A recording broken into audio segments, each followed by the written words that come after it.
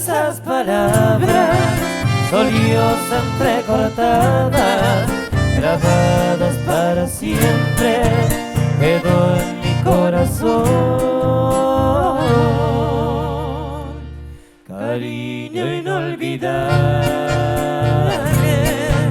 de mi ilusión perdida,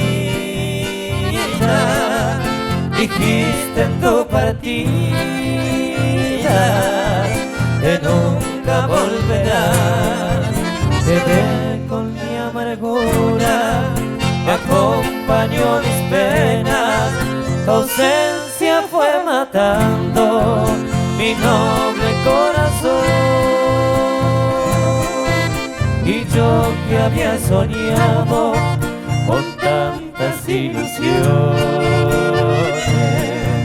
a Dios rogué que alivie mi desesperación.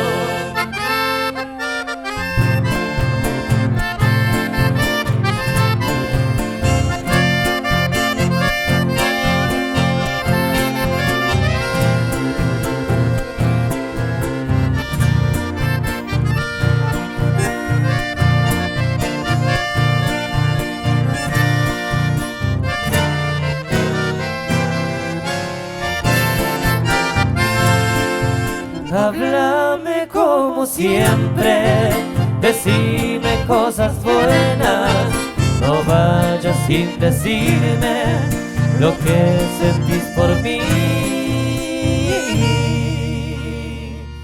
Así creerá la gente que me seguís queriendo, en cambio estoy muriendo de tanto que sufrí.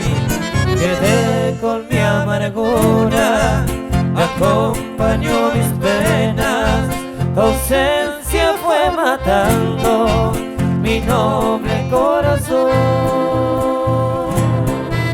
Y yo que había soñado con tantas ilusiones, a Dios rogué que alivie mi desesperación.